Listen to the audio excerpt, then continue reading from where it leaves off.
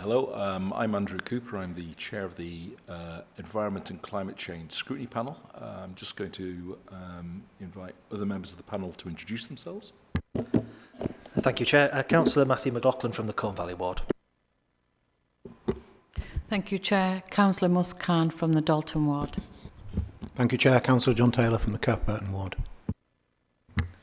So, minutes of the previous meeting. Are there any items that any wishes to raise, or are we ready to approve them? Happy.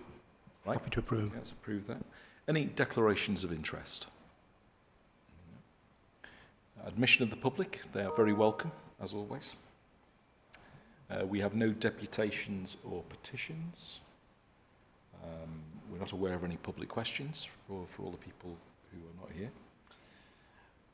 Right, well, straight on to the first.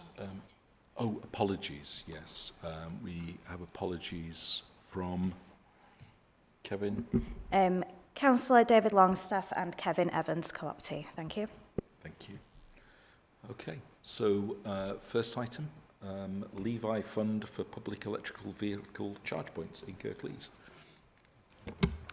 Thanks very much, Chair. So this item is an update on our progress in delivery of the Levi project, the local electric vehicle infrastructure project, following the Cabinet decision to utilise this funding from national government and via the West Yorkshire Combined Authority. In line with our recent transport strategy and our council plan and priorities, this programme supports both our commitment to making Kirklees a greener and a more equitable and inclusive place. This programme of expansion of EV charging within Kirklees is aimed at increasing EV take-up, and in particular extending adoption into less affluent residential areas, which typically do not have the same access to off-street parking, allowing residents to benefit from very preferential domestic charging rates, making the overall cost of ownership for electric vehicles much more attractive. So site allocation within this programme will be designed to serve this sector, and pricing has been negotiated to have a ceiling rate well below commercial tariffs, whilst remaining commercially viable. Detail is provided in the papers illustrating that Phase 1 of Levi is confirmed and an agreement already signed with partners to begin delivery of the first 148 chargers or thereabouts. Work is also well underway on Phase 2, which will hopefully deliver significantly more infrastructure, including in residential street settings. That's all I'm going to say in introduction. I'll hand over to officers to say a bit more, and then obviously happy to answer any questions from committee. Thank you, Councillor Crook. Thanks everybody for their time today. I've just got a few slides to run through. Sorry. Thank you. Just to emphasise a little bit more of what Councillor Crook has just summarised for us, and obviously willing to take some questions at the end. This is part of obviously a wider Kirklees programme, so we just wanted to highlight that in the first slide, that this is one of many EV programmes that we've got working through at the moment. Levi is one of the bigger ones. We do have plans to install further rapid chargers as part of a capital fund that was allocated to the council back in 2020, and we will continue to look at opportunities for that. There is a CRSTS fund that we're currently involved in and looking at, which is much more focused around behaviour change of electric vehicles and trial of on-street charging infrastructure that we're trying to move through at the moment. Salary sacrifice vehicles, which has just been introduced to the council back in September, which is going really positively. We've had 20 orders for electric vehicles within council employees in the first 3 months of the scheme, which is obviously a real positive from the council perspective and obviously from Kirklees' perspective. We're also continuing to work on our EV strategy, which will be a roadmap for all of our future investment in EV charging. Again, just to try and add some further context as to why we're intervening in the delivery of electric vehicle charging infrastructure. We're currently using the model that Transport for the North have created and updated. It was first created in 2020, and then it was redone again early or mid 2024.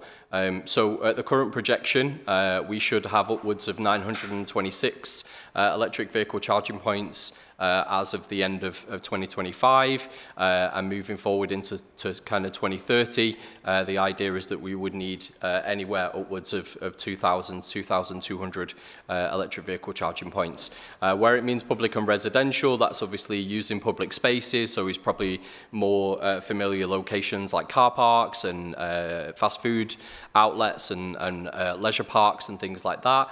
Residential is not referring to personal home chargers, it's actually referring to those that would be in a more formal residential area, i.e. on street and in public spaces as such. So obviously there's a huge jump over the next 5 years as to the number of charging points that we require. We are nowhere near the 926 that we're supposed to have. We're in the region of about 300 of those sockets at the moment at various different locations, and Kirklees does currently have the lowest number of charging points per 100,000 population, which is not an ideal measure, but is certainly a DFT measure that we have to adhere to. So that's just obviously for context as to why we are intervening as part of this scheme.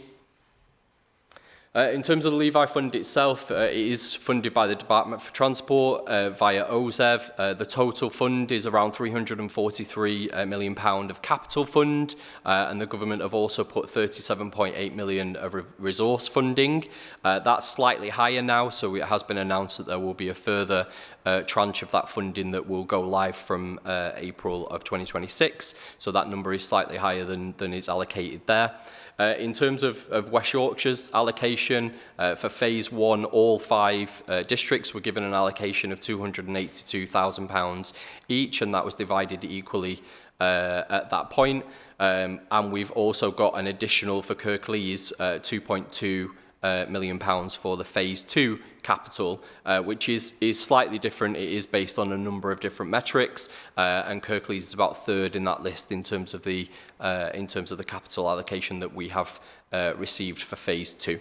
In terms of the capability funding, again, we've got about £220,000 of capability funding that is currently helping to support my role, an assistant project manager, and also various highways and legal roles that have been required to deliver the project so far. The overall aim of the project is obviously neighbourhood locations, as I touched on before, so it's very much to aim for the Transport for North numbers that we've just been talking about. And with regards to positioning, it is to support, as Councillor Crook said, people that will struggle in the electric vehicle transition if they live in a terraced property and they're not able to charge their vehicle off-street. That means we will be targeting some of our town centre car parks, because naturally some of that does gravitate into some of our terraced areas, but a lot of them will be taking advantage of other areas as well. So some of it will be on street. We imagine a big portion of it will be, and then we'll be utilising other pockets in our own homes and neighbourhoods. There'll be community centres and all different areas where we can resource community asset to support the transition to electric vehicle charging. It's not supposed to be aimed at the higher power chargers. There is an understanding that the private market will take advantage of the higher charge. There's a big turnover. There's an opportunity for a commercial market. Where there isn't an opportunity for a commercial market at the moment is around the lower end of the charging. So those that might take anything between 8 hours and 4 hours to do a charge, they might be the best locations for the charging to be positioned, long stay car parks, etc. But because of the usage patterns, maybe only 1 or 2 people per day are likely to use those charging points, the commercial case is quite weak. So the idea of the Levi intervention is to try and almost pump prime that position and try to support a partnership between local authorities and the private sector to make that commercial opportunity stack up. The Combined Authority, as West Yorkshire, are very much involved in this process. The grant was issued to them, and they have been supporting us in a lot of different measures, mainly on the procurement side to support moving this forward. And I will just emphasise a bit more about the procurement itself now. So as I've touched on, the fund is to draw out. It's not for us to use the capital fund exclusively to buy the charging infrastructure. It is to work with a private provider and try try to draw an amount, and where I've put unspecified amount, previous OZEV schemes have said, you know, we will do a 75-25 split or something like that. Those parameters haven't been decided, so it's been very much up to the local authorities and combined authorities to try and take advantage of that market, try and offer the best opportunities for people to deliver charging infrastructure, and a lot of those bids will be based around that financial support as a grant. This, again, is talking about installation costs, but what we also need to be mindful here with regards to EV charging infrastructure is the ongoing revenue costs. So obviously these will be in public areas, they're liable to weather damage, they're liable to potential antisocial behaviour, those kind of things that if we as a council were to absorb those costs 100% and purchase those assets ourselves, we run the risk of having that ongoing cost across a number of years. And the idea of the project is that we can pass that on to a private provider and we can have them manage that asset for us as part of this process and this bidding of work that we're doing through the Levi Fund. So there was a decision taken that we would carry out a framework approach for this. There are a lot of players in the electric vehicle market, and it was deemed that if we were to go out to kind of public every time, it would be time consuming. It would be very difficult to do that, particularly over the phases and the time frame that we're talking. So a framework has been set up by the combined authority. There are a number of big players that have appeared on that framework, and we intend to utilise them as part of this approach. So in terms of context for phase one, which was originally a pilot fund and has been absorbed into being just an earlier phase of Levi, the procurement was done this time last year. That's now been completed and a provider has been appointed. And in terms of their contribution that they've added on top of our 282,000, they've added about 58% on top of our grant funding. So again, a significant amount of money. The overall fund was 1.4 million, and we've across West Yorkshire that's now gone up to 2.2 million. So not only, as I say, does that mean more charging points on the ground in the first phase, it also means that some of that ongoing revenue cost is still passed on to the provider, and we're working through that at the moment. The site locations were provided in the phase one cabinet paper, so the details were already within that approach.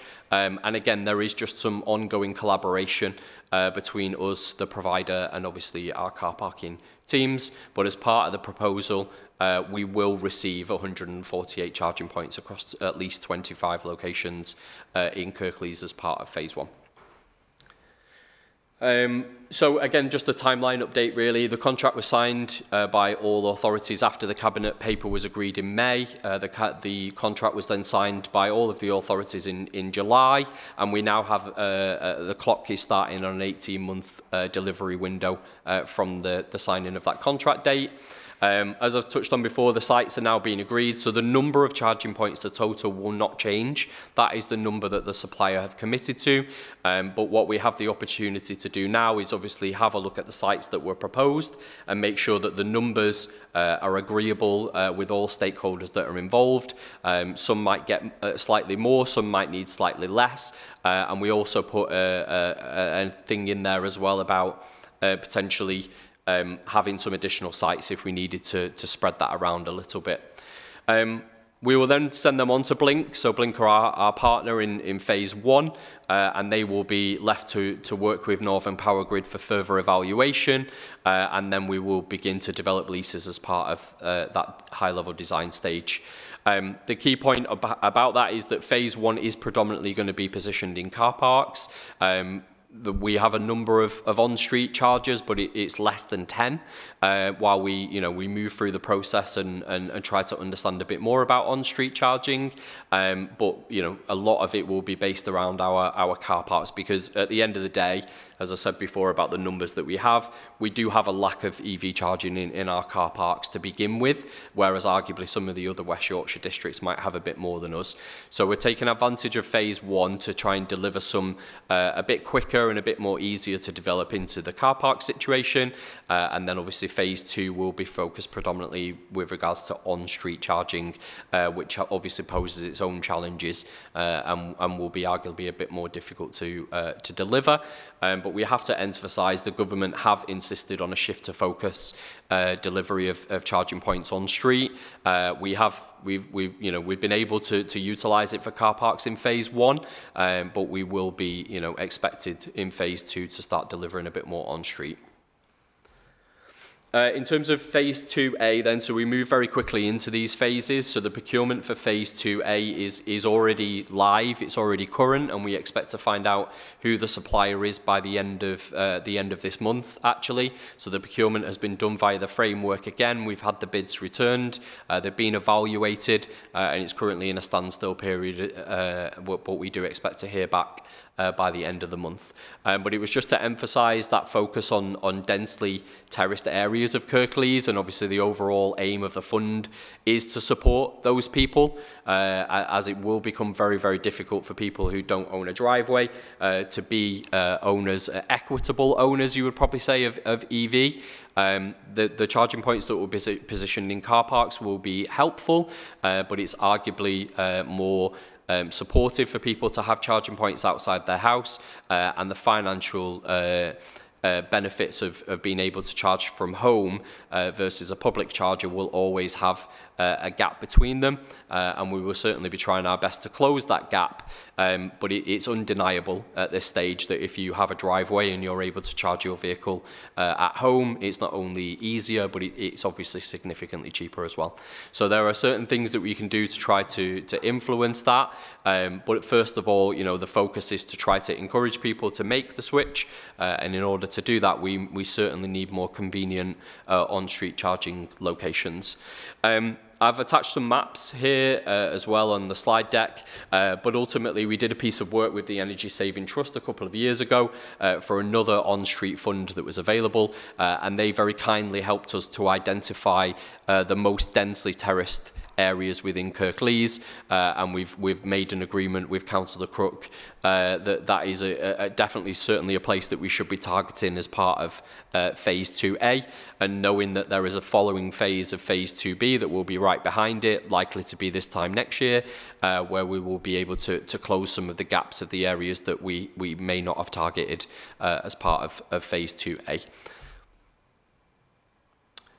So I mean, none of these areas will be too much of a surprise to the people in this room, but obviously wherever it is the darker green and the slightly lighter green is a sliding scale based on the densely terraced property areas within Kirklees. The red splodges are the areas that we already put forward for the polygon approach. So again, sorry, I probably didn't explain that as part of the procurement. Instead of giving specific sites as part of the procurement, and in order to draw out that additional fund, it was agreed that we would give the suppliers a general area to target, so they had to operate within certain polygons and try to offer up locations within those polygons. Instead of just saying, Kirklees is generally open for business for EV charging, it was decided from a procurement point of view that that would be very difficult to manage. So what we've done is narrowed that down to specific polygons which have been numbered individually, and we've asked suppliers to just work within those operated polygons to just try and aid everyone in terms of trying to explain how the procurement has worked, and obviously make sure that we stay within the legal confines of procurement rules as well. So within the red splodges are the phase 1 approaches, and anywhere where there is currently green on that map is where we've targeted for phase 2A. So I will just give people just a couple of minutes to just absorb these. So again, kind of northern Kirklees, a lot of densely terraced properties, particularly in that band between Dewsbury and Batley, and a little bit out towards the Clackeaton area. We've got areas of Murfield that are quite heavily focused as well, and obviously that's just branched a little bit into the Dewsbury area. Huddersfield, obviously awash with terrace properties, as we're all well aware. This is where it obviously gets very patchy in terms of heavily densely terraced properties into South Kirklees, and we expected there to be some target areas, certainly around Marsden and Home Firth, but as you can see, as we spread out a little bit further, that number reduces a little bit.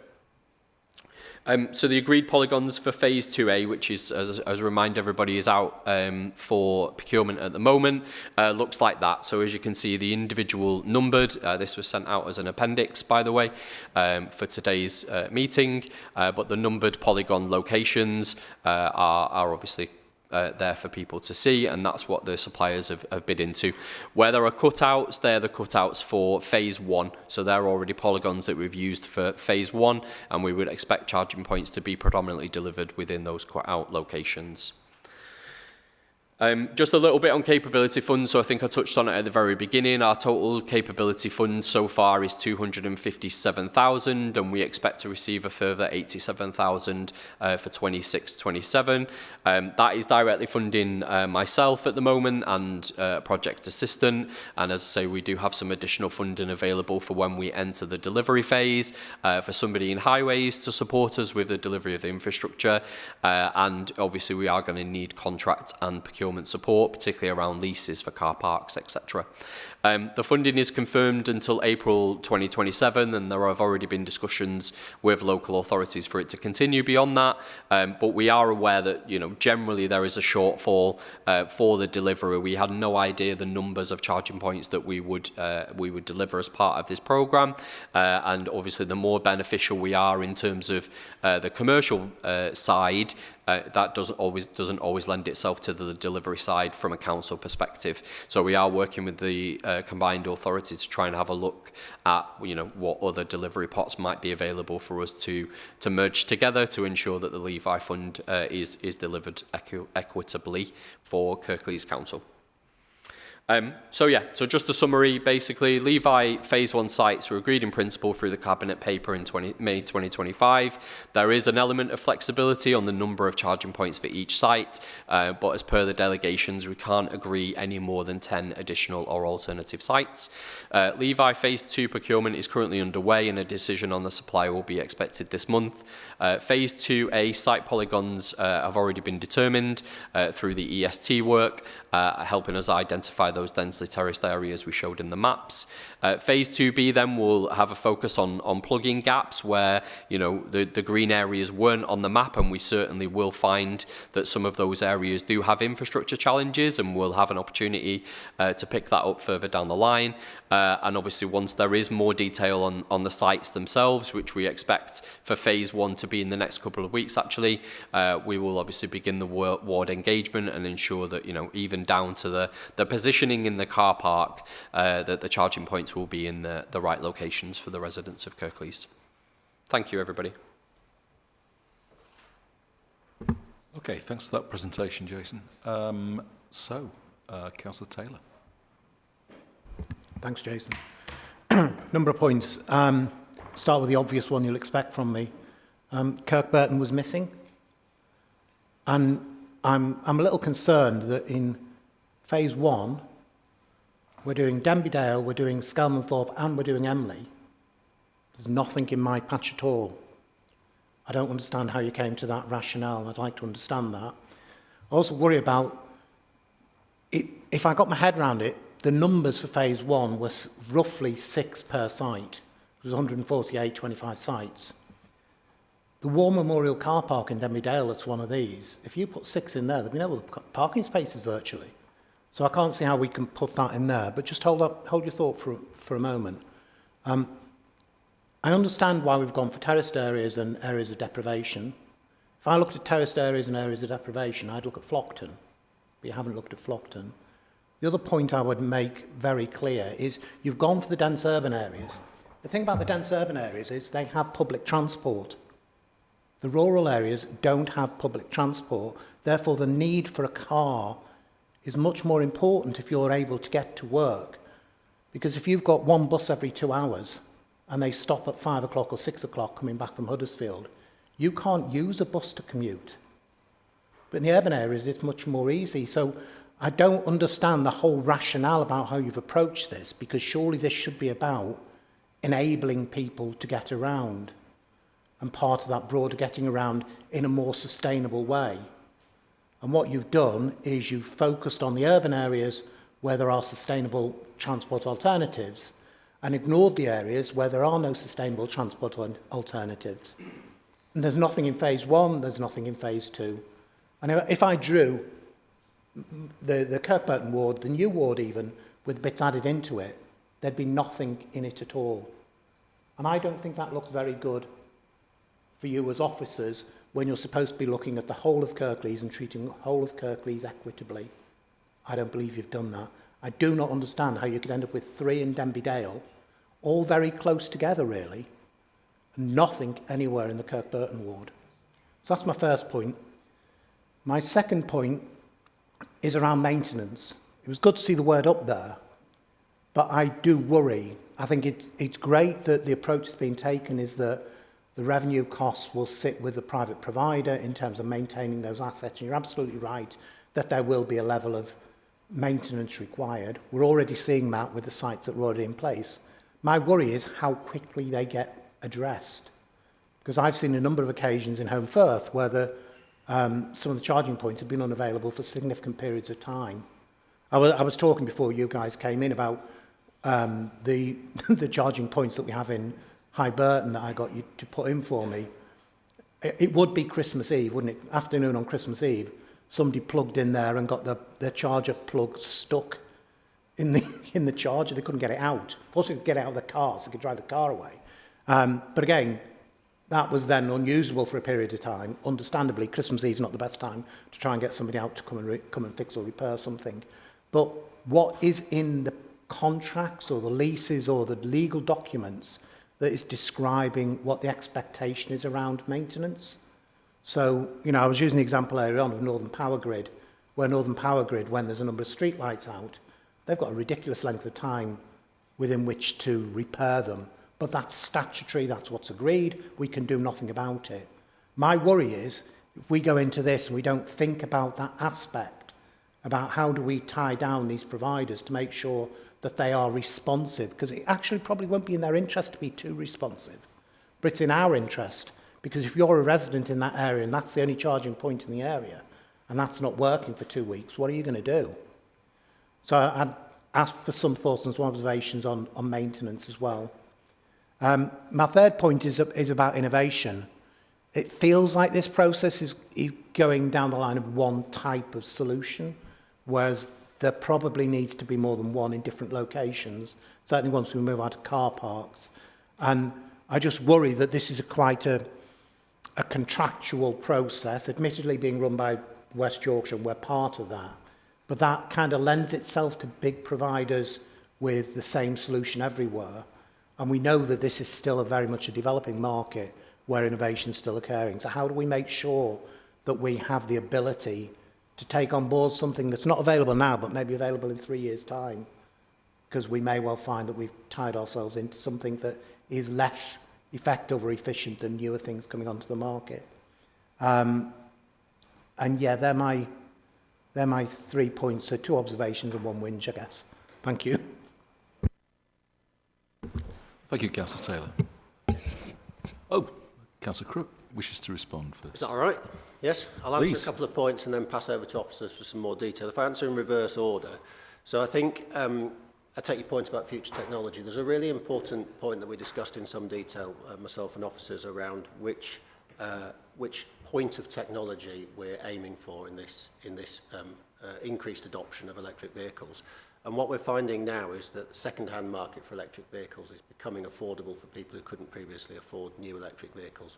And so the technology of these chargers for the lifetime of this contract is likely to be in sync with that segment of the market. So we're not looking for the cutting-edge, super-fast megawatt chargers in this rollout. We're looking at the older EV vehicles so that we can encourage broader take-up of vehicles rather than encourage increased top-end take-up. And actually, the people who can afford a brand-new, state-of-the-art, megawatt charging electric vehicle probably don't need support with the charging infrastructure. They've probably got a private drive and their own charging infrastructure at home anyway. So that's one thing. In terms of maintenance cost, I think it's absolutely right that this sits with the provider.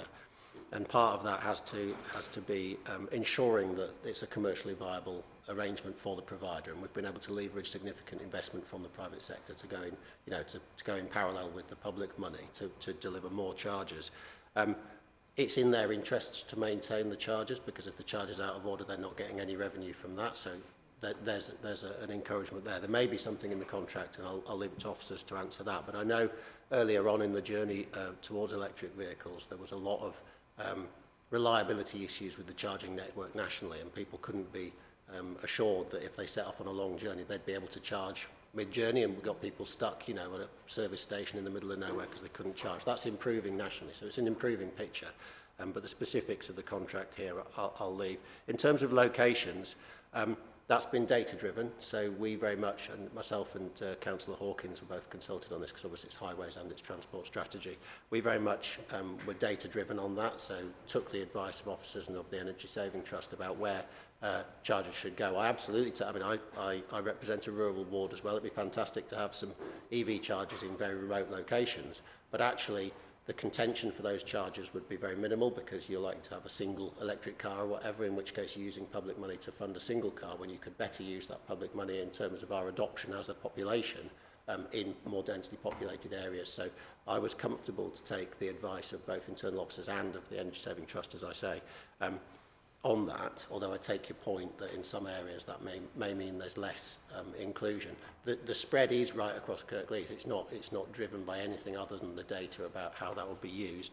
And then the last thing you talked about was transport. Obviously, we're moving into an era where we will have better and improving public transport in West Yorkshire as a whole, initially through bus franchising, but through the whole of the Weaver network. It is the strong ambition and expectation that the Weaver network will extend and serve communities, particularly rural communities, better. So there is going to be a viable alternative for people who A, live in a rural community, and B, can't afford a car, which is, a percentage of the population. We're well aware of that. Yeah, I'll leave it there and pass over to see if there's some more detail on the maintenance part of the contract. Yeah, you say it was data-driven. I assume, therefore, you'll be happy to share with me the data then? Because I want to take a look at that in detail. Because I'm not convinced that Flockton wouldn't qualify more than perhaps Emley.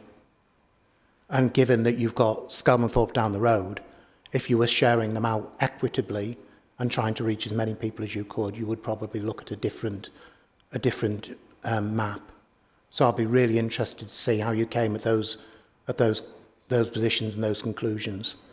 On the it's in their interest to make them working because they don't earn anything if they're not. That doesn't stack up when I look at what's been happening in Home Firth.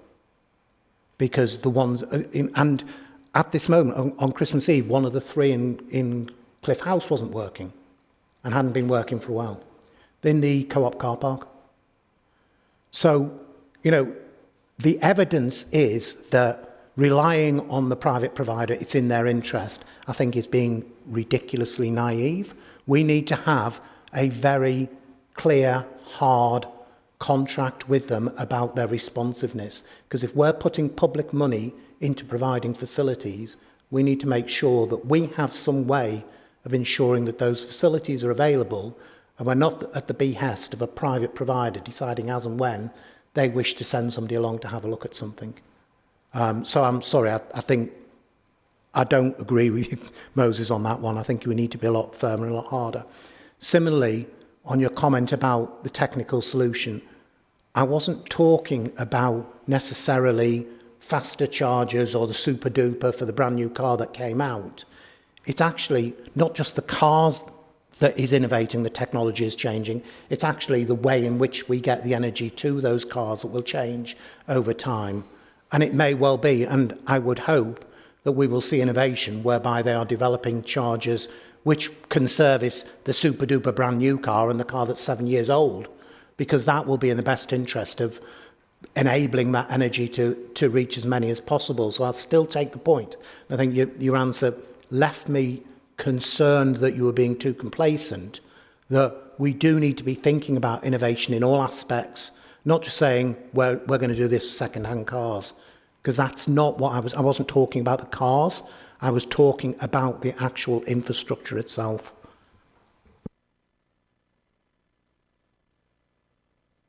Really into a backwards and forwards on this, but go on. Thank you. So, I mean, just to clarify, I didn't say we should rely on the private sector. I said there's an interest, so it's one driver of maintenance, but I also deferred to officers to talk about the specifics within the contract. I absolutely agree with you. The private sector cannot be relied on to deliver public service, and actually I'm fairly wedded to the idea that the public sector should be delivering public services, but we are where we are, and leveraging additional investment is also in the interests of our citizens. The technology, it's interesting, I went to a training course with the Energy Saving Trust on electric vehicles at the back end of last year, and they talked about the different types of technology in terms of the connection between the charger and the car, and they seemed fairly confident that, I think they're the third generation anyway, was fairly robust and resilient now in terms of being a sector norm that's mostly been adopted by most manufacturers. So I think within the lifespan of these chargers we can be fairly confident that the technology will be fairly static. But I'll defer to officers for the detail on the contract and the maintenance side. Okay, Jason. Thank you. So yeah, again, we can do that in reverse. So in regards to the maintenance, I would hope, Councillor Taylor, that you would know the particular pain that I have felt in the last 3 years about those charging points that we've had in Home Firth with Genie Point that have been particularly challenging from day one since I arrived. That contract sits with all 5 authorities of West Yorkshire, and all of us have learnt significant lessons from that first delve into this public sector, private sector relationship with regards to charging points. I think the key change to that very recently has been the introduction of the EV charging regulations of 2023, which for the first kind of last year to this year, the charging point providers have had to stay at 98% of working order of their charging points, and miraculously, Genie Point have come to the fore. We're actually getting a lot of those charging points that have caused us issues replaced at this moment in time, because they are now being held accountable with monetary fines. That's beyond our contract, but yes, I'm happy to provide the contract information. The uptime is very, very similar for what we're trying to drive here, but we all appreciate that we need to manage that in accordance with how that works, because yes, ultimately the issues are there for everybody to see. Broken charging points are just another stick to beat the transition of people moving to EV with, and obviously none of us want to see that, but I can assure you that there is plenty in there about with regards to call out times. I think that leads into your question about innovation as well. The contract is 15 years. There is an idea in the middle of that contract that there will be a refresh. And again, I would expect that they will try to utilise different technology types to reflect that market. It's quite true that the stagnant charging point market within car parks has not been very innovative. That's all been around speed, but I would expect to see more innovation around payment systems, for instance. So there's definitely more working with the cars themselves and being able to take payments without having to tap cards and things like that. It's not always lending itself to the bottom end of the market, and what I mean by that is the speed. So a lot of it is designed at the high power chargers, but it is starting to filter down into the technology of the lower power chargers, and I would expect that will continue. On street though, as we move into the second phases, again there are more creative opportunities for us to be able to deliver the right infrastructure. There's a lot of talk about lamppost chargers, pop-up chargers, chargers on build-outs, those kind of things. And again, using the framework, we've already been able to hold those charge point providers to account, make sure that they are technology agnostic, and they're working with different providers to bring that new innovation in. And obviously I referred to the CRSDS fund as well, which is another fund that we're looking to try and get ahead of the game on that, to try and evaluate some of those technologies moving forward. But I absolutely hear your concerns.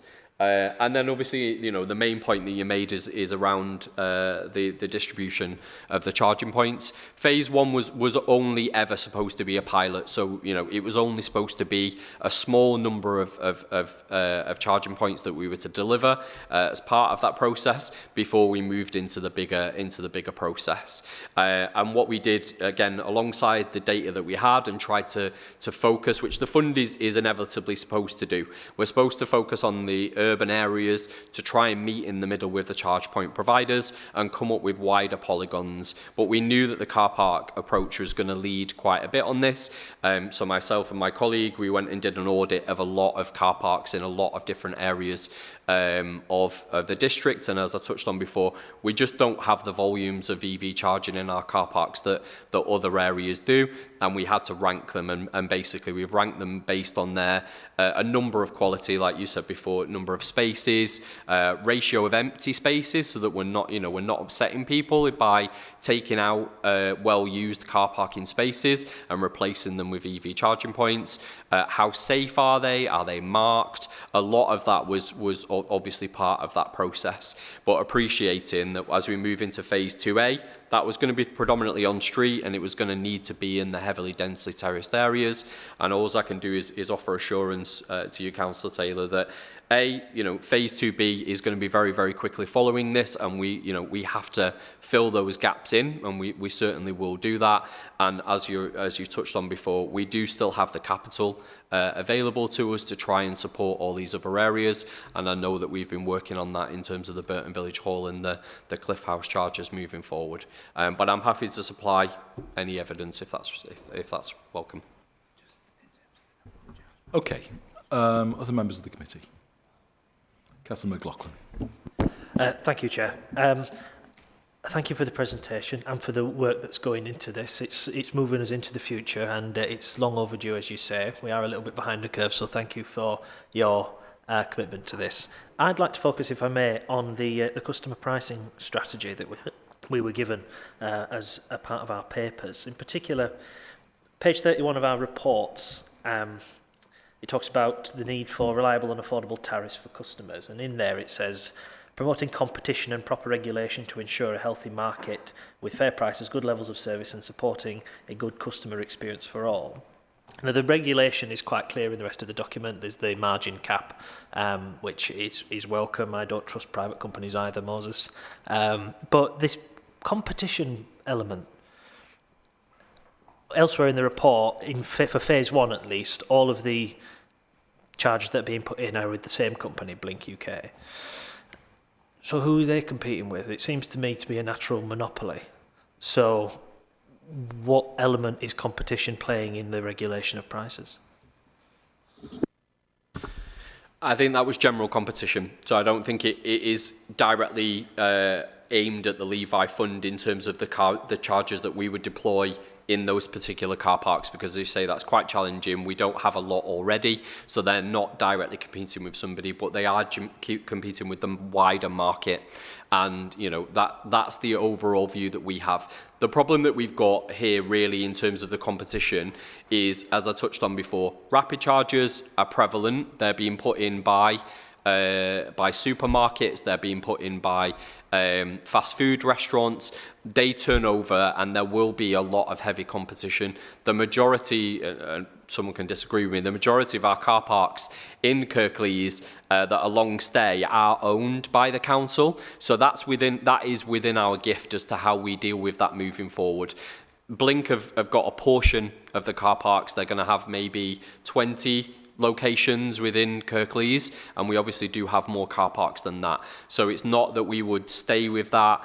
As I was touching on before, the regulations that I mentioned before are making it easier for people to use EV charging points. So again, we're not whereby before it was probably seen to be favourable to one particular technology type. All the charging points look uniform and they all look the same.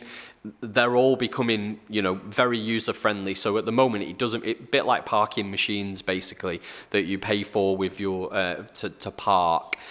You can have different ones in different locations, and again, that's within the council's gift, really. But at this moment in time, I can understand why it feels like a monopoly, is because we don't have the volumes. But this will move into the future. We'll be updating the pricing strategy as it goes, but it is very much up to us as officers to ensure that any future charging points that we get does obviously form that competition. Thank you. There's a man who knows his stuff. That was impressive. Thank you. Moving on to slightly building off from a point that Councillor Taylor was making about what's in the contracts and how do we enforce compliance. It wasn't quite clear, in particular in relation to the pricing and the making sure they stick to the margin cap, etc.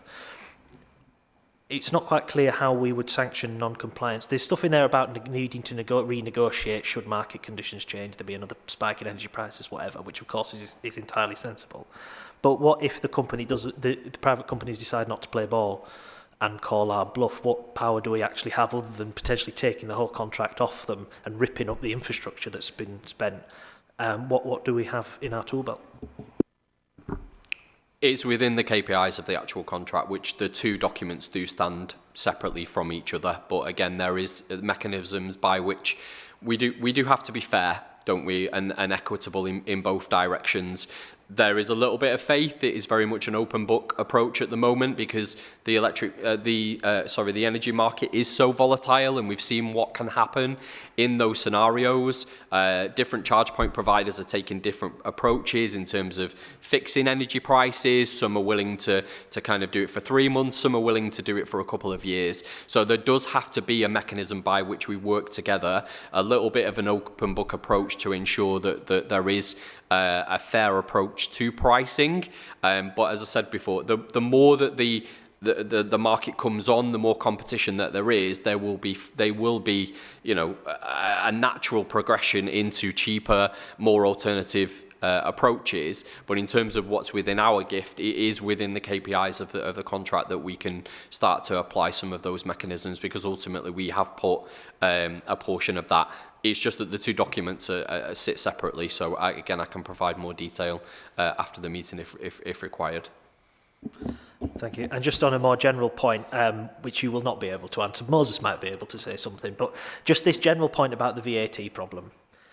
The fact that if you're affluent enough to live in the kind of housing where you can have your own charger, you pay 5% VAT. But if you're more deprived or live in a poorer quality housing that doesn't have access to a drive, even if you have, you're going to have to pay the commercial rate, which is 20% of VAT. In my mind, that's discriminatory against more deprived working class people. We want to encourage the entire population to move away from internal combustion engines and towards EV charging points. And I think the government really does need to look seriously at how to address this problem, because I do think it is discriminatory. And I know it's complicated, anything to do with tax is complicated, but it can't go on like this. So to put it into a question, Chair, Councillor Crook, are we lobbying via the Combined Authority for the government to actually seriously look at this? Of course. I mean, I think, but it's more complex, isn't it? Because I think what you want is for domestic users to pay a domestic VAT rate on their car charging. If you've got chargers in public places, you would want safeguards that was being used domestically and so on. So there's slightly more complexity there. But also, I think the real way that we do this is over time, and this is a 15-year programme. Over time, we make sure there are mechanisms. We facilitate people without drives having home charging tariffs so that they're paying not just a domestic rate, but also a lower rate for their electricity. I think a domestic car charge tariff is something like 7 pence per kilowatt hour at the moment, 25 pence plus that cap above the rate for the electricity is obviously significantly higher than that already. So whether you're paying 5% or 20% VAT, there's already a discrimination there. So I am working already along with officers to look at ways that we can facilitate home charging tariffs for more people. Any further questions? No. I guess from me, there's obviously money to be made here. there's money to be made, and private providers are only entering this market because they're going to make profits. So there is a bit of a question here about why not the public sector. I appreciate the risks, I appreciate the maintenance, I appreciate all those things, but why not the public sector? Because we would have to maintain them just the way that the private sector does. So what is it about this particular market which means that it's got to be a private sector operation? So, as I've said previously, I'm quite wedded to municipal provision for providing, and so all other things being equal, that would be my inclination. In this case, we're leveraging something like, I think it's 59% additional capital investment by going through the private sector. So if you want to balance broader adoption and more adherence to our green ambitions, then we want more electric chargers, and the way that we can facilitate that through the funding that's available at the moment is by working in partnership with the private sector. It would be, I think, beneficial to the whole country had there been a government-led initiative to make sure that the charging infrastructure and the vehicle battery infrastructure had been integrated into the national grid in a much more sensible way from the start. But we are where we are, and I think this is a pragmatic way to benefit the maximum number of residents in the best possible way with the funding available. But the leverage that we're getting is only there because they will make money out of it. So yes, we are getting some additional capital investment and we're getting additional infrastructure, but that will be the same for the public sector if the public sector are in the operation. It just seems a bit that the public sector is being cut out. Yeah, I mean, there are issues around how much money. So basically what you're saying is the council could borrow the money and leverage the money available through West Yorkshire Combined Authority and deliver the same number of electric chargers, and then the council could benefit from that and take on the risk of running that infrastructure. I mean, there's a question around expertise, and then there's a question around how much the council would want to borrow, and there's a question about expertise as well. So you'd need to build up the expertise within the council, and I think this is a pragmatic approach that allows us to deliver in the shortest time frame the best benefit for residents. But in principle, I don't disagree with you. I think that we should be looking at ways to use public money to provide public service wherever possible so that we take that profit out of the market. Of course, the profit would be offset against the borrowing the council would need to undertake, and then the council can only borrow so much, so that might have an impact on other capital programmes that we have underway and so on. It becomes quite a complicated equation. So I said I didn't want to backwards and forwards, but I mean, there would be a revenue stream which would pay for the capital. So anyway, yeah, okay. So, right, thank you very much. Much appreciated. And we'll move on to the next item. So, yep, playable spaces.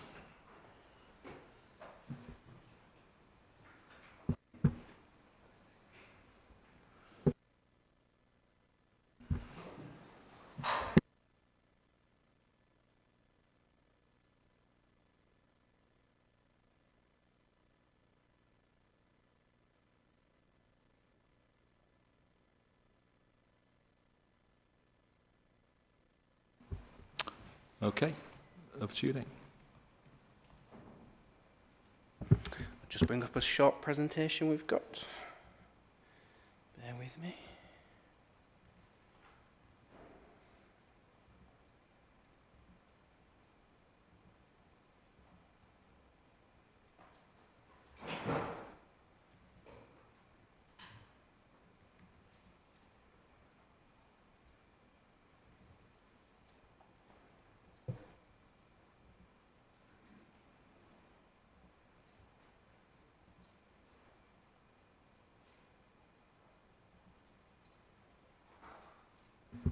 There'll be a short intermission. We'll put some lift music on. Come amongst yourselves for a little bit. No, it's just been slow today. There we go. So we should be on now. Thank you. So we're here today really to start a conversation. So the playable spaces strategies I'll go through has been in action now for 5 years. There's some real benefits to it. There's some challenges that we found along the way. There's some budget constraints that we have as well. There's the impact of some inflation. So I'm going to take you through the impact of all of this. But really what we're looking for is some feedback today from Scrutiny on a reshape, a refresh of the strategy, because we think after 5 years it's worth taking that learning, taking your feedback and seeing what we want to do over the next 5 years. And we thought this is a good opportunity as ever. So moving through. So just take some people back. I think most people will remember, or some won't, in the room. But way back in 2019 was when we originally granted the Cabinet approval for playable spaces.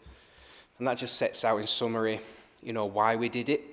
We had a lot of, as you will see, a lot of spaces spread across the district. We had a lot of hangover from, you know, what I'll quite honestly say were planning tick boxes as opposed to delivering any play value, yet we have to maintain everything with an ever decreasing budget. But it brings incredible benefits as a strategy, and we all know that play brings massive well-being benefits to communities, especially at a time, as we led on to 2020, then it was needed more than ever. At the beginning, this had a distinct asset-led approach as well. So this was looking at the overall volume of player spaces that we have, how we could rationalise that, how we could concentrate some of the equipment into more centralised areas for people to reduce maintenance but increase play value at the same time. This did cause some initial concerns, and so there was a couple of bites of the cherry at Cabinet. Some people may remember to come back to commit to maintaining the number of sites and maintaining the number of equipped play sites as well, because there was a lot more focus in the initial Cabinet paper on natural play and green spaces. What wasn't done at the time, though, there wasn't an adjustment to the capital funding. And so since then, we've been operating with a new set of criteria based on the original capital programme. So it launched in 2020, which was a fantastic year to choose to launch it. So it had a few challenges as we went through, but I think it's, you know, we've delivered 3.9 million investment to date, and we have allocated to sites, or we're in mid-contract for the remaining 5.6 million. There's no allocation beyond that at this point. So at the moment, we're looking at the 5.6 and seeing, is that the right thing to keep doing? Do we need to change that, reshape that in terms of the allocation? So, like I said, now we're in the 5th year. We departed from the original strategy but didn't amend the capital, which isn't an issue when you start off on a programme, isn't it? But it becomes an issue as you become midway through the programme. Expectations and interest remain really high. You know, great engagement from ward councillors, engagement from the community, lots of consultations going on, lots of you know, great new play spaces across the district now, which people are loving. But as we started out on this journey, as you'll see, you know, we could afford a lot more and to do a lot more on some of the earlier spaces than we can now. But that doesn't necessarily mean we shouldn't still be doing what we set out to do. And we have since then had some restrictions on our resources internally as well, in terms of the size of the team that's delivering this is smaller than when we originally set out. So we have 314 play areas across the district. Now, originally we looked at, like I said, the asset-led, so 15 years is roughly the lifespan for most play equipment. So we overlaid that across what equipment we had. We said, when should things be replaced? And we identified 252 of those sites were originally included. And we also looked at Section 106 as well. So this wasn't just simply relying on council capital. Along the way, we've also looked at planning, investment, as well as other external sources, which I'll come on to as well, to supplement and enhance what we've been doing along the way, which has meant we've been able to do a lot more than originally planned, but there are still some challenges. But the bottom line is we manage and maintain significantly more play areas than other local authorities. And this graph just gives you a view of what sort of challenge we're facing in that. So we have, like I said, 314 play areas, where we've got sort of good data from our neighbours and other local authorities. We've presented it here, which is most of our sort of West Yorkshire neighbours. we have just under the same amount of play areas as Leeds and Bradford combined together. Now, some of that you'd expect because of our geography.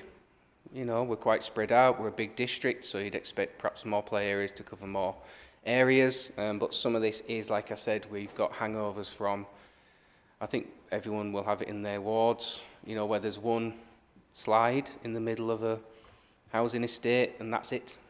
Yet we still have to go and maintain it, we still have to go and check it, we still have to go and inspect it. And it's things like that that we potentially want to look at to say, should we move that slide to the nearest larger park, for example. But obviously that's getting feedback from yourselves a bit later. So overall, of all of those play areas, between the 9, we've got 22%, which is a significant amount, like I said, especially when you compare to similar authorities like Bradford and Barnsley and Wakefield. Which means we're spreading things a lot thinner. In terms of maintenance, we have 4 play inspectors that cover all of Kirklees and Homes and Neighbourhood sites. Obviously with the HRA general fund arrangement, there's a service level agreement in place with Homes and Neighbourhoods, but they're treated the same as our own sites. They use industry practice, they identify where there's risks, where there's issues, and sort of put through the work pipeline into our play construction team, who maintain the areas. The level of inspection is dependent on risk, as everything is with health and safety these days. So where we have our destination parks, where you think Greenhead, Crow Nest, places like that, we inspect those every week. Community parks are slightly smaller, therefore they're monthly, and local play areas are quarterly. Overall, if we lost all our capital, which we have to invest, then we'd have £16,000 a year to maintain all our play areas. So we have a team that is set up that needs to trade, but it trades within its own capital, so it needs to allocate time against capital investment, which can come from the Playable Spaces strategy, or capital investment that can come from Section 106 funding, or investment that can come from securing external sources. So it is very heavily reliant on those external and capital fundings. And if they disappeared overnight, we'd have £16,000. Which is not a huge amount of money when you spread it across 314 sites especially, and given the size of some of these sites as well. But our team do fantastically in trying to get those, keep trading, finding new sources, applying for funding, as we've seen, you know, especially things like some of the landfill tax grants that we've received. So achievements to date. So we're 41% through the programme, with our 59 sites completed and 43 are in progress. We have a play value, which is our performance indicator. This is where the experts in the teams go on the site, they review against a set criteria, before and after, just, you know, is it delivering benefit, is it inclusive, is there things of interest for children, for youths, for adults, etc. And so far we've sort of averaged 141% increase in play value from pre to post investment, which I think is fantastic, isn't it? I think as ward councillors you probably see that live on the ground for the sites that have been done. In addition, we've secured £782,000 of additional funding on top of the capital as well. So this is looking at what grants out there and going for those grants and where it makes sense, so where we can align, where we've got a planned investment in a park and there's potentially some Section 106 investment and we've potentially got a grant as well. We've combined all those together to make a much better, bigger investment than we could have if we just simply relied on our capital. So we're continuing to do that and continuing to look for other sources as well. So some of the challenges, as I've mentioned, increased costs is, I think, obvious for everyone, isn't it? And I'll go into a little bit more detail on just specifically what that means. Expectations remain the same whilst the challenges are coming through. You know, it's a fantastic programme. Everyone's happy with the results of it generally that come out of it. We've got some great play areas now, but everyone wants those great play areas and everyone wants the big things and the new things, and we just can't afford all of that anymore. We've got a great variety of facilities as well. You know, like I said, we've got the little slides in the middle of a housing estate, as well as big parks like Greenhead, you know, which have got a real variety of need and benefit and level of investment requirements. And resources, you know, so everyone's aware that we've had to cut our cloth within the Parks and Green Space Services to meet what funding's available. That naturally reduces resources, and we have less key roles like parks development officers that have led through a lot of this. So at the moment, we are trying to spin a lot of plates with the same amount of resources, and sometimes we're dropping those plates. That, you know, we've had conversations with some councillors about that, and you know, what reasonably can we do at any given time? Should we reduce what we're doing? Should we refocus on what we're doing? Should we look to consolidate what we're doing? But there's some of the questions that we'd like to ask, you know, once I get through the presentation. So in terms of increased costs, these are just a list of very exciting play equipment. Some of these you'll know, some of these you won't know. But what we've tried to highlight is some of the common ones that you'll see: balance beams, swings, metal multiplay areas. And you can see that there's no single figure increases there between 2020 and now, is there? And we've highlighted that, you know, some 108%, some 102%, and these are what you'd think as bog standard play equipment. Have seen quite significant increases over those time. The only reasonable things are the surfacing and a supernova, which I must admit I can't remember what that is. But so overall, in 2019, this is how we set out the budgets. We set that the local park would be £10,000. That would be essentially funding the removal of any metal equipment, looking at the investment in natural play such as logs, stones, grassed areas, and focusing more onto community areas, and then destinations would vary depending on size and need and investments such as 106s.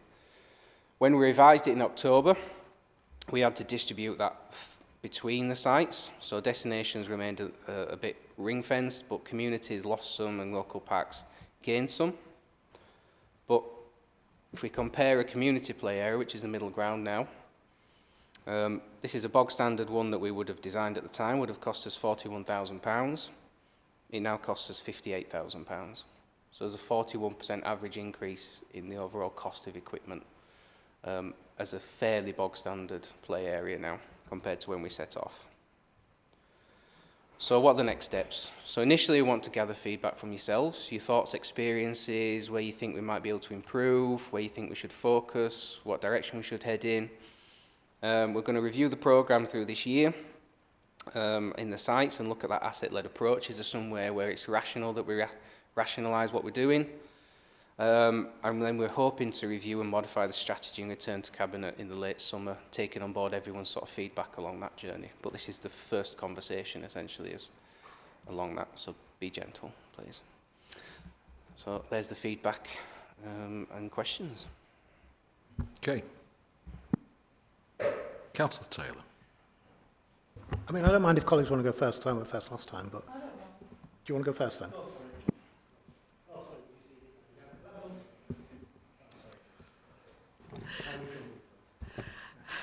Thanks, Chair. Thank you for the update, Will.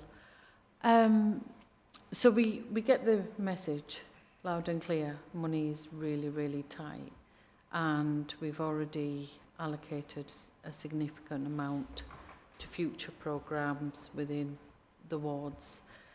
Is there any flexibility in that? Because I was thinking this strategy, originally it was heavily tied in with helping public health meet their kind of agenda of addressing health inequalities, because we do know that people in less affluent areas have less accessibility to outdoor play, you know, for various reasons, and those deprivation levels have gotten worse since this strategy first was published. So I'm wondering what the scope is to work with public health and review that, because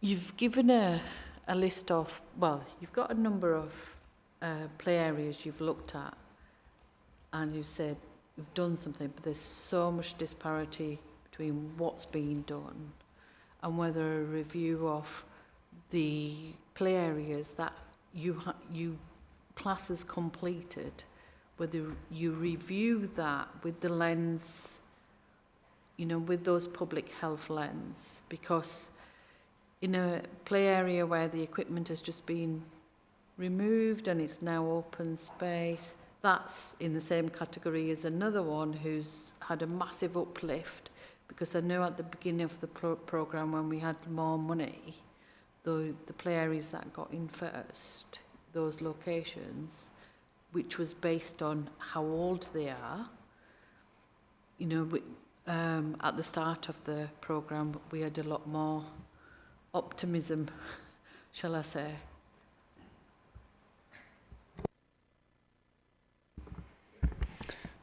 So unless it's been built or we've got a contract with it, then it's flexible. So of that 5.6, there's some things that are on site now. There's 6 things active on site. Beyond that, into next year, we haven't contracted or committed anything, so the flexibility is there in what we do with the remainder of that capital. So far, the programme has really been entirely community and councillor-led. You know, it hasn't been an asset-led programme. That was something that was intentionally agreed, sort of led off by that as a strong part of it, not all of it, but a strong part of it. It's been entirely community and councillor-led. For my honest feedback, does that mean the right sites have necessarily been done first? Probably not. Some have been led by the community and councillors. If we, as officers, would have had a blank slate, we may have chosen other ones that may have delivered wider benefits for public health, etc. So that's some of the things we want to review during this, to go actually to how much is asset-led, how much is public health-led, how much is community and councillor-led as well, and is the balance right? So we've been, you know, we've talked to all the councillors, we've said, here's all your award play areas. Which ones do you want us to focus on next? Let's focus on those next. What do you want in those? Let's consult, let's come back within certain constraints, because there's certain budgets, etc., isn't there? We've got a good consultation platform. We've pushed that out to the public. We've got a really good, smooth process. But I think something we're asking is, do we still want that? In which case, what, you know, where's the gaps going to end up at the end of the programme? And if we don't want that and we want to refocus it into more public health or asset or needs-led, then this is the opportunity to look at that. Okay. Councillor Taylor. Thanks, Will. There's a number of things here, but I just want to start with looking forward. And by looking forward, I'm thinking about the local plan and planning, because planning have a role to play in this. Because part of the problem we've had historically with these little bits of equipment stuck on a grass in the middle of a housing estate has been a planning request. And planning through Section 106 can secure funding. But I've seen a trend more recently with developers to want to provide their own little play areas on their sites, which then they charge residents to maintain and don't maintain very well. And I get loads of grief over the fact they're not being maintained. I'm sure colleagues have that similar experience. So what are we doing with planning to perhaps strengthen our arm when we're agreeing planning applications to make sure that we don't proliferate the number of little small children play areas with little value, and actually secure funding to improve the community and destination ones. So, I mean, you know, it will be different across the district. We always talk about, you know, Kirklees, one size doesn't fit all. When I look at my, you know, the patch I represent, which is small villages, it's about, you know, how easy is it for children in that village to get some play area. But I fully accept the point that I think Muz was making quite well, that, you know, I can't argue in some of my villages that there isn't green spaces or green spaces around them, whereas in some parts of the district that's obviously a lot more difficult. But I do think when we're looking at reshaping this strategy, we cannot do this in isolation. This absolutely has to be done in partnership with planning and with the development of the local plan. If you think of some of the big sites that are already in existing local plan, like, say, Riverside, you would fully expect there's got to be some sort of destination children's play area developed within that broader development. I don't know what that plan is or what that looks like, or even if it's even been thought about. But then what you will see, and I think we're already seeing it, aren't we, is, you know, developers getting interested in various sites across all of our wards where you can go, well, yeah, but there's a children's play area in that village or 5 minutes walk away. I don't want them building their own and then charging residents for it. So what are we doing before you start thinking about how you reshape your existing programme? Are we thinking about looking forward about how we make sure that we secure the maximum amount of funding we can from the housing developments that are going to come in the future? Because Section 106 funding is a part of this, and I have some Section 106 funding in my ward where, you know, quite rare, but actually the developer messaged me to say, I've just handed over some money to Kirklees for children's play, can you make sure it gets used? But actually at the minute, it isn't being used because the team are telling me they haven't got the capacity to deal with it. So we're sat on money that at the moment we're not spending because the team hasn't got the capacity. You talked about contracted or committed, and I'm guessing contracted means we're effectively, we have no option but to continue with that because we've gone out to contract. Committed, it sounded like you were being a bit more flexible. My worry on committed is whilst you may have only committed to do something and not have a legal contract, if you've done a public consultation, you can't walk back from that. So that's as good as contracted because you're contracted with the public. And I'm aware of, you know, certainly Grangemore in my patch, which has been going on for a number of years and we're securing additional funding from elsewhere. But, you know, there's no boots on the ground, there's no, you know, spades in the ground. But we've been out to public consultation several times. For us to turn around and say suddenly, oh, you know what, we've changed our mind, we're not going to do it now, all hell would break loose.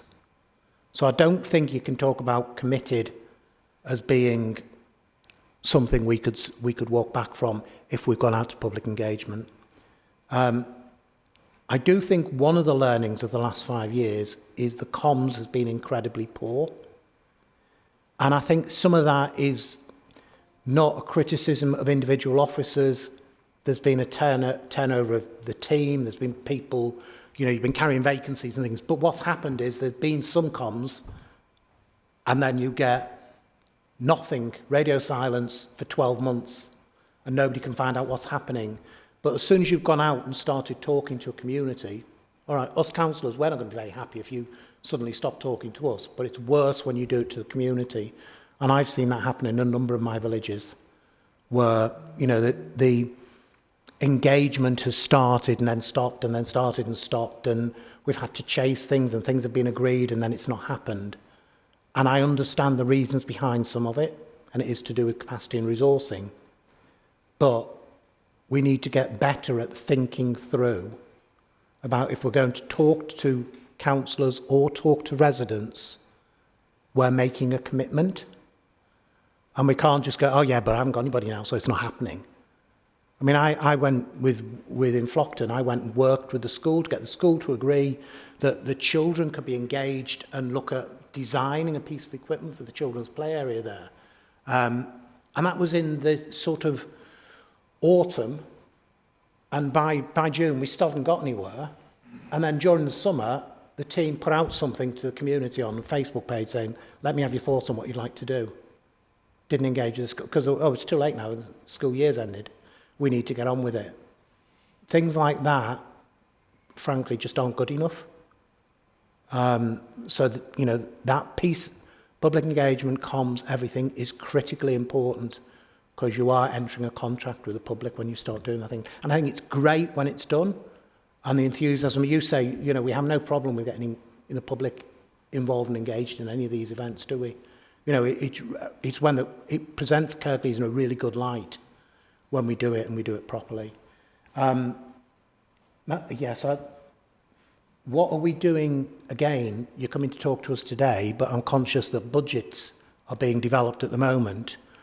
What are we doing in terms of making an ask through the budget round to solve some of these problems that you're highlighting now?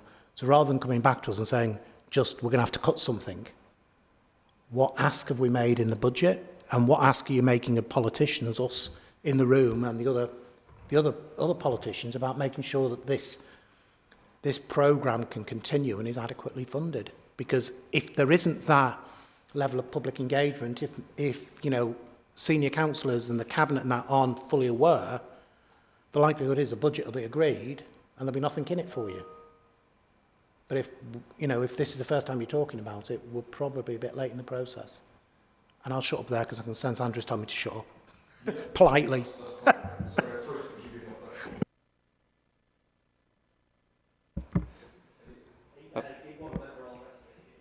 I always like the challenge of remembering Councillor Taylor's list and seeing if I can tick it all off. So, in terms of the local plan that's in development, my teams are heavily involved in working with the new sites coming forward, working with the local, undertaking some of the site assessments as well, in terms of coming forward. Having the playable spaces strategy in existence has helped us leverage a lot of developers to not put that Boeing in the estate, but actually we've been very successful in securing 106 that's then gone into a destination park or a community park over the last 5 years. So it's really helped having it in place. The bit that we do need to pick up on, and I don't have an answer for it today, is where developers are choosing to go for a private delivery. I think that's a bit about what is our planning team doing about supplementary planning documents that can actually help us force developers to give us the money rather than spend it themselves. Is that something the planning team need to be doing? Yeah, so we'll link in with the planning team as part of this process to go, look, is there anything we can do? There might not be, but at least we've had a conversation with it, or is there something we can do, something we can amend, a sub-planning document that we can tweak out there, etc., that means that actually, not all of it, but certain parts of it, can they always come to the local authority with suitable funding, etc., because it's generally linked to highways and other types of funding, isn't it, as to why things go private, generally. So yeah, 106 we sort of covered with that. In terms of committed, I would entirely agree with you. When I'm using the term committed, if we've spoken to someone or raised an expectation, it's in that committed pipeline.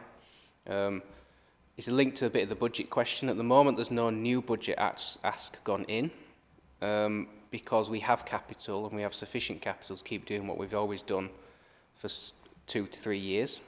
So there's no immediate need to really change or react to something. There's time to have a conversation and say, actually, does that remaining 5 million need spreading over 3, 4, 5 years? And then actually extending to 10 years overall, but we're doing less but better each year.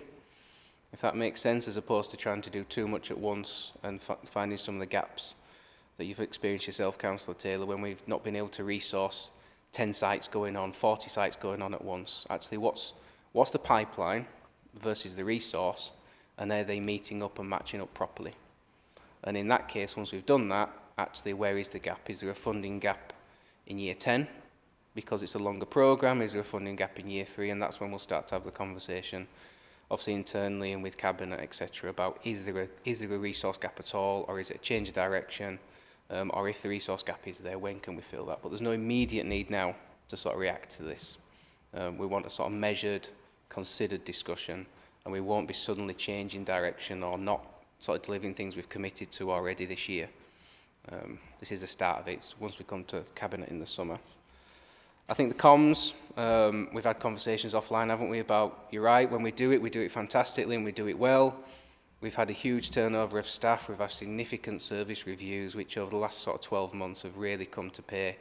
And we can only apologise for some experiences that councils have had and communities have had, but the intention moving forward is that we, like I said, set that pipeline, set the expectation to the right resource level, and then we know what we're delivering and we know that we're committing to the communication, the processes, and being more robust, as opposed to what the team has been doing, which is they're really passionate about this and trying to do everything that they've always done, but with less resources, which is when you see some of these gaps open up and some things get dropped, which is not an intentional thing, as you say. It's just doesn't help when public's expectations have been lifted and all of a sudden it's not being delivered or it's 6 months late. And I think that was probably the main points. Just one to come back on. Okay. Just on the budget piece. There's capital and there's revenue. My worry is if we elongate the programme, you spread it out, which I think is a sensible approach to do, because if we haven't got the capacity to do them all in 2, 3 years, maybe 4 or 5 years and doing fewer but doing them better is the right way. I agree with that. But then you've got children's play areas that have been neglected for years that are in need of maintenance. And I know I've struggled quite often. We say we've got 4 people that are going around checking all of these play areas quarterly or whatever it may be. The number of times I've raised issues around the state of the poorer and the older ones that haven't yet been addressed. And of course, if you're extending this programme over maybe another couple of years, some of the ones that were done at the beginning are starting to need potentially some maintenance and refresh. So it might not be a capital issue, but it might be a maintenance issue. Do we have adequate funding to make sure that we can ensure that all of the children's play areas are safe and suitable for children to use, even if they haven't been refreshed already? So just a bit of reflection on that one, really. In terms of safe, yes.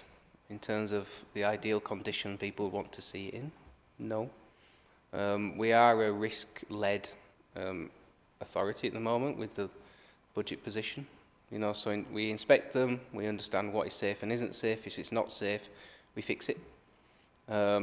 If we consider it safe, we don't, but that's where the expectations was flagged as a risk, because some people expect play areas to look a certain way in a certain condition with a certain level of maintenance.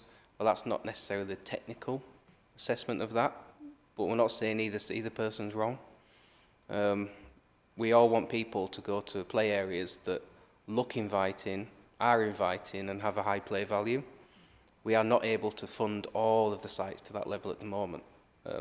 So I'll take Councillor Taylor's point there, as in terms of what we're doing today, there are gaps, and as part of the refresh of the playable spaces strategy, we will be bringing those gaps up as well, to say actually, and that's why I did mention some of that asset rationalisation. Do we, over this programme and over the next few years, start to rationalise down the number of play sites that we have, with some logic and rational behind it, in order to say there's less workload on the existing team, therefore the team can do more. Because while there's 314 play sites, we have to look after 314 play sites. We have to visit 314 play sites, we have to inspect them, and we have to maintain them, we have to repair them. Whilst if we had fewer sites, such as 180 for Leeds, 150 for Bradford, etc., those sorts of numbers, all of a sudden you're doing twice as much with the same amount of resources. Now, it's not something that I'm saying we're going to do, but this is the sorts of thoughts, the process we want to go through, about it may not necessarily be adjusting the level of revenue as opposed to adjusting the ask, if that makes sense. Councillor McLaughlin. Thank you, Chair. Thank you for the presentation, Will, and as always for the work that's going into making these improvements happen. I think the simplest bit of feedback I can give you is that it's too slow. It's frustratingly slow. 6 years into this project, and in my ward, we've completed 2 parks. We were supposed to have a third on the way, but there's been a snafu, which I'll come to. So anything you can do to increase capacity in the team. And there's sometimes good reasons why it's slow. The fact that you engage so thoroughly and well with the community, and that each park is basically given a bespoke plan, is brilliant. And it engages the public well. And it, I believe, will increase more members of the public to use these parks and to maintain these parks, you know, in the little ways that people can, rather than neglect them or abuse them. So that's good. But generally speaking, you know, two parks in 6 years ain't good. It's just not good. So anything you can do to improve that would be welcome. Just going back to what Councillor Taylor was saying about thinking things through in comms and when communicating. We had a problem in my patch where one had been done, which was in Linthwaite, one of the big villages in the ward. The second one was in Marsden, the second big village in the ward. So we wanted the third one to be in Slowett, which is the third and final big village in the ward. And then we'd keep going round. And we made that request quite clear, having been asked by officers, where should the next part be? And we were then told, oh, it's not going to be where you wanted it to be. It's going to be in Linthwaite because we've got some Section 106 money. Fair enough. You've got some extra money which you want to use before inflation gets even worse. But then it turned out, or it has turned out subsequently, months later, that because of a complication with the lease agreement on the land, they can't actually progress that site at all. So we're back to square one and they're asking us where we want to go again. So we've lost best part of a year for no real good reason. You know, had it been thought through in the first place when they'd said, we want to do this part first, I would have thought that checking the lease and that we were able to work on the part would have been page one stuff, not months later. So that's been a frustration for us, and it's just not good enough, really, especially if council has been asked for their opinion on where something should be, and then we were basically ignored. That can be improved. In general, though, I agree with Councillor Khan, who whispered to me earlier. I think comms has been good on this project. Certainly the regular updates that we've been getting from the Playable Spaces team are invaluable, and good reminders for us to keep an eye on things. Our inboxes can be quite chaotic, as I'm sure you can imagine. And when communities have been engaged with, I found those engagements well delivered. And valuable, and the community have all the feedback we've had from the community has been entirely positive, so the team deserves kudos for that. Just a few extra bits, going to some of our golden threads as a panel. We obviously care greatly about environmental impact. I wanted to ask, are we using this scheme as an opportunity to improve biodiversity with some planting or some landscaping in some of these areas, and carbon capture with more trees? You know, it won't be surprised to hear me talk about more trees. But if we put even just 3 trees per park, that's like 1,200 trees. It's quite a lot. Over the years, they'll grow and become quite mature and help provide habitat as well. So is that part of the thinking when we come round to doing this work and these improvements? A couple of little extra bits. How do we quantify play value? I'm curious about that. He said, what was it, 141% increase in play value, but what does that actually mean? How do you put numbers on children's laughter and enjoyment? I'm genuinely curious as to how that's done. And finally, I'm a bit worried about consistency, because we had it made clear to us that basically it's one park at a time, and we'll see 1, 2 to completion, then we'll start work on the other one, and that's how it's gone. But on the slide, I looked at various wards, and one of them was Councillor Taylor's. There's been 1 completed, but 4 in progression. So they're working on many simultaneously. So what's actually the deal between the wards, and why isn't it the same? And why are some wards so much further ahead than other wards? It seems a bit curious to me. Thank you, Chair.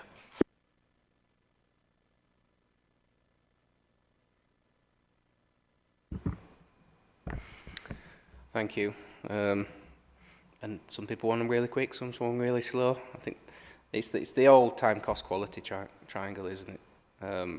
The team have been trying to keep the costs down, which means that, and the quality high, which means the time's taken longer.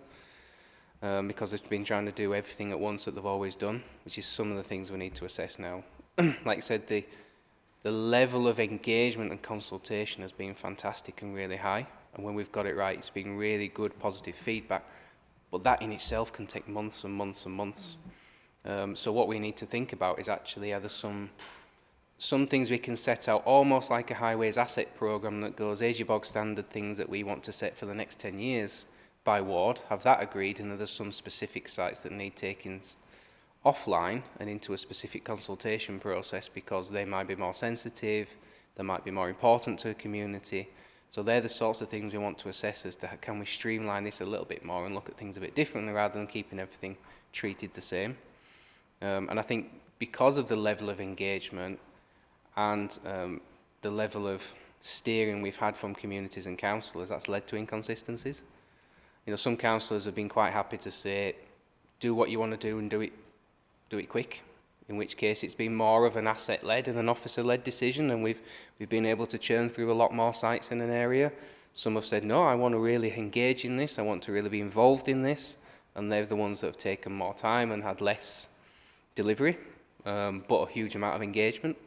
So there is a question of consistency and what's a reasonable framework potentially to work within that doesn't lose what we've gained from this process or the outcomes from this, but means is delivery quicker, more certain, etc. And there's some of the questions that we'll be asking ourselves and obviously yourselves at the moment. Play value, I can send through the details on play value. I won't pretend to be an expert on assessing play value. I'll look to see if my kids are enjoying it or not, if I'm enjoying it or not. But yeah, there's a technical assessment because it's the only way really that you can really say have you made a difference. So I can send through to the sort of the panel a bit more details on that, and there's people that will speak to you for hours about play value if you want to be out there in the field as well. And again, that consistency I think has been one of the issues because we moved from, like I said, the asset-led initial into a completely community-led. We've got inconsistent delivery, inconsistent methods of delivery as well, which we want to bring some level of consistency over, because that will help in communication, in what the expectations are, in what the standards are as well. And the biodiversity and carbon capture? Yes, so our team, by its very nature, is very keen on environment and the environmental impact. They look at what can be refurbished instead of built new. They look at what's recycled products. They look at what surfaces are more biodiversity friendly. In terms of planting schemes, there are limitations on what we can look after.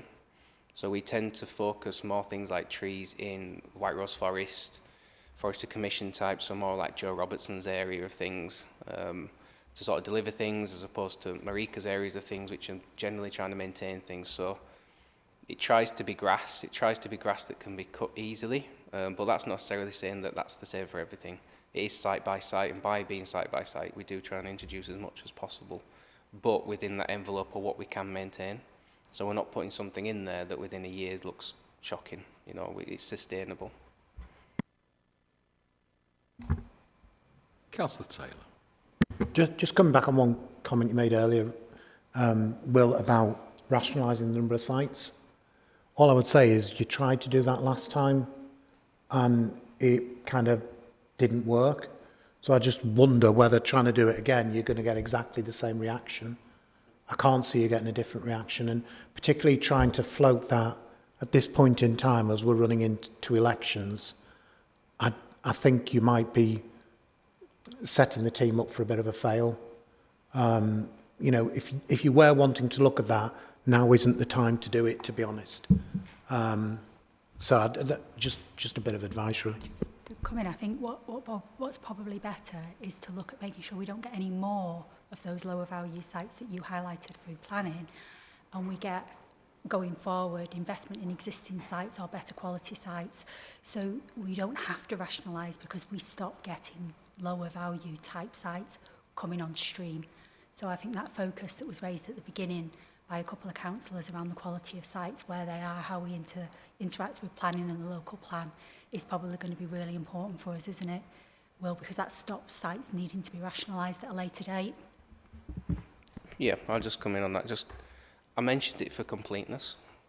You know, we're not setting off to do it. I mentioned it because it set the original business case basis.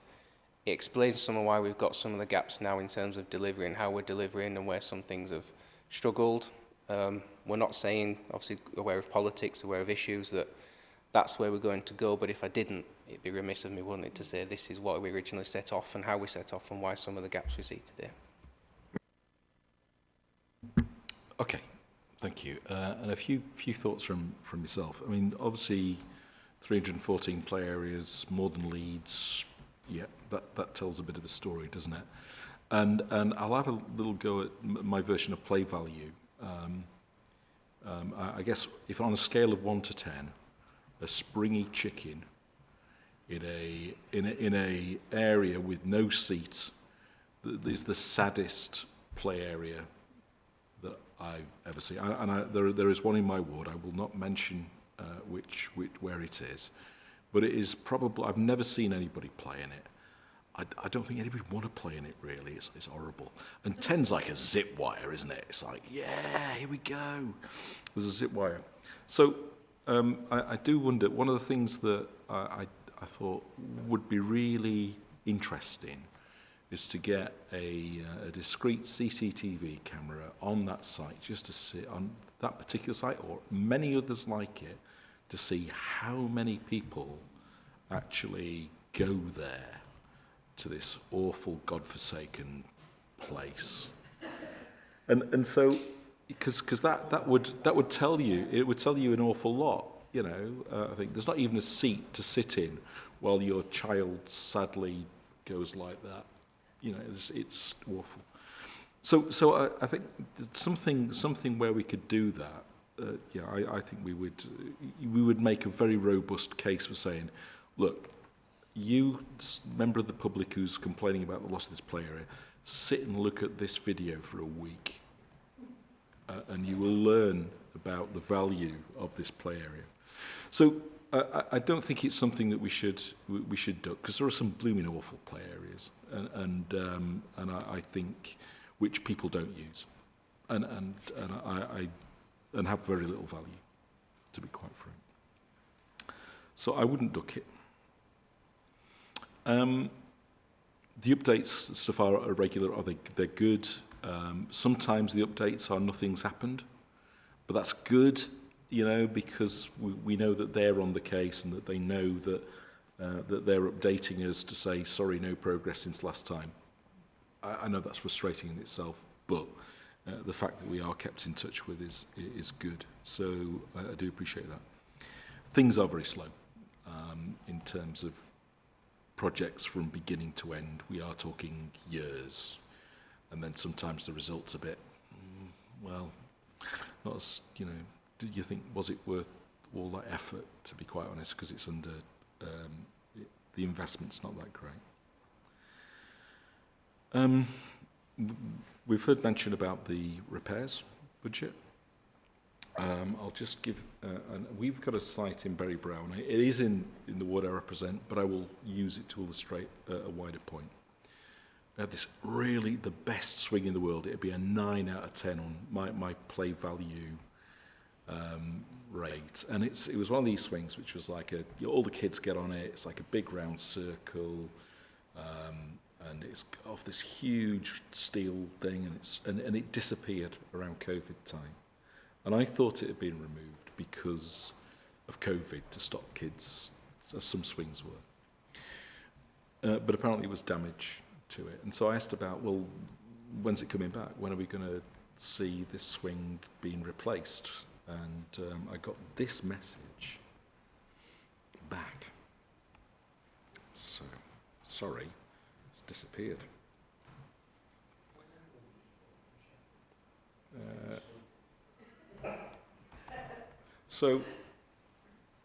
This is the rope swing, and this is what I got back. The play area manager received the quote this morning for replacing the headstock, chains, and seat. The total cost from the manufacturer is £5,947, excluding VAT, so another 20% on top of that. The amount would need to be covered by the ward budget, which is £10,000, as it would consume approximately 80% of the annual play area's repairs allocation. So to replace one item of an existing play area costs 80% of the play area allocation. And you look at that and you think, well, that is highly under-resourced. So, and so there we are, and people keep looking up at it and going, I remember when we had that swing. So it'd be good if we could find a way of replacing the equipment that we have removed to give that high play value. That's one point. The other one I want to make is about town centres and about where we place. Because if you go to a lot of town and village centres, I used to have the privilege of looking at best practice across European cities. Went round as part of my role with the Committee of the Regions. And the thing you saw in a lot of places was play areas in town centres, directly in city centres. That was because they were for everybody. And you know, you should be able to go there with your kids, and they should be able to make use of those town centres and enjoy them the same way that adults do. And we don't have them generally. Generally, play areas are not there. So I'm sort of wondering if we ought to be having a bit of a focus about towns and villages as for kids as well as for adults, and having a bit of a thought about where we place them. Right, I'll shut up now.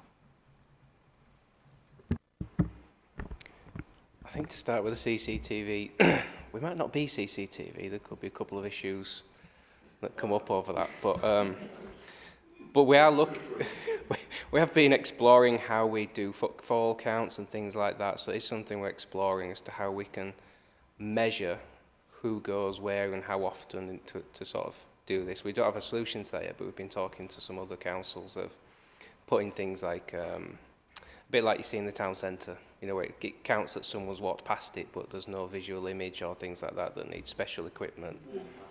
Yeah, you break a laser beam type stuff, yeah. Although I might look at this really sad chicken myself and just sit there for a little bit. So that's that. In terms of town centre,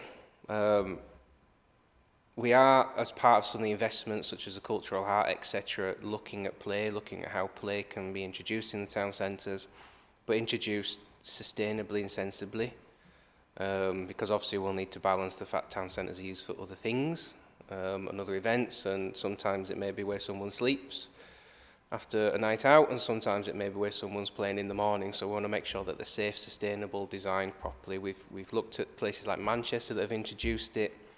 We looked at places like Leeds that have introduced it as well. So we are looking actively at that, but it would come alongside some of the other regeneration investments as opposed to being a standalone that's gone in there. What was the other point? The budgets, yeah. I think that's why I highlighted at the beginning. That's part of this. We want to look at about what are we looking after, how are we looking after it, what's the revenue budget, how much have we leveraged into capital now. So whilst the revenue budget is really small, we are relying on charging into capital, into 106 monies, and actually we want to refresh it all to see is it sustainable. We don't want to do this quickly because it's very sensitive. You know, we don't want to create any system shock like we did last time, where it was perhaps a little bit too quick. We want a measured conversation about actually what do we want from our play areas moving forward, how do we then resource that, is there any gaps, and how do we close those gaps. So that's this coming year essentially is what we're going to use to start having those conversations internally with yourselves, with obviously Cabinet and portfolios, to then come back to Cabinet to say, this is a draft of where we want to head. Is this right? I'm not preempting what that says, what we're going to do about that, but we thought after 5 years of experience in playable spaces, alongside the resource challenges that we've discussed today, alongside your own experiences that you've raised today as well, we're going to bring all that together to really look at it all bottom up, I think. And I hope we provided you with the ammunition that you need. I had a really hard time at Scrutiny, you know, they were rough. Sorry, Councillor Taylor. Just one final comment on Section 106. So I was talking to David Wildman last night, and he's looking at Section 106 writ large. You know, there's whole issues around school spending and all that kind of stuff.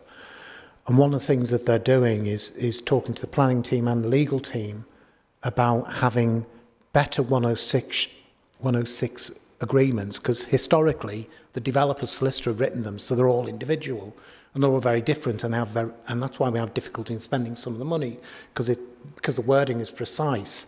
So they're looking at having draft wording from Kirklees. You guys need to get in there to make sure that the wording around children's play is right as well. So that's another opportunity for you to be influencing, you know, how things will play out going forward within planning. So it's probably worth discussion with David and his team.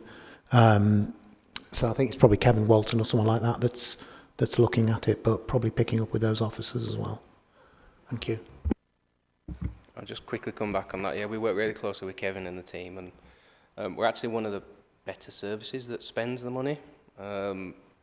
But you're right, some of the wording means that we don't get the money till the 50th house is occupied, and then the 100th house is occupied, and then we've got to really wait till all of them are occupied before there's an amount of sum that can do anything. So I think you're right, we need to pick up working closely with them. And that will always be the case, because the developer won't pay the money over until he sells some houses.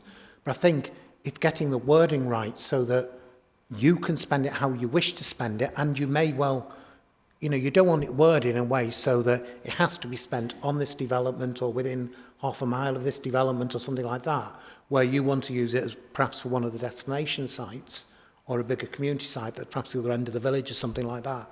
So it is literally about the wording within that legal agreement. It's probably worth picking up. Okay, thank you everybody. Just move on to the work programme. Is there anything anybody wishes to raise under the work programme? Councillor McLaughlin.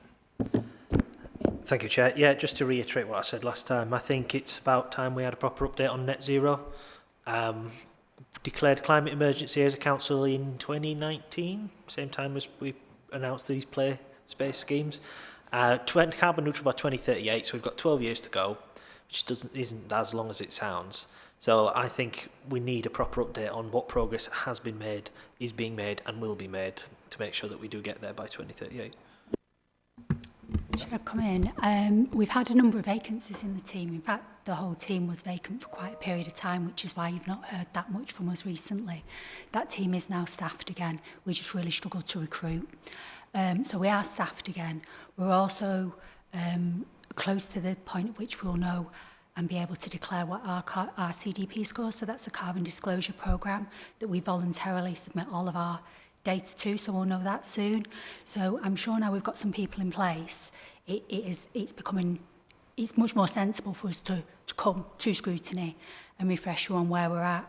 It might make sense timing-wise, depending on when you want us to come, for us to come and talk to you about CDP, as that's on the horizon, and then do a broader update on the whole strategy once the team are a little bit more settled in. They've only just started. So we've had 3 new members of staff in the last couple of months, and we've still got another member of staff that we're waiting to recruit. So just letting people get a bit settled in before I fling them into Scrutiny.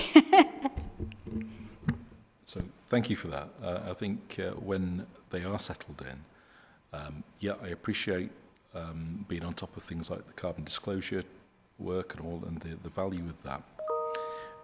One of the focuses I would like us to be looking at is ensuring that, because there are many opportunities that come up with regard to reducing emissions, getting money from all sorts of sources to put into projects. I'd like to see that we're really well on top of that and we're making most use of it and we have the capacity to be able to do that.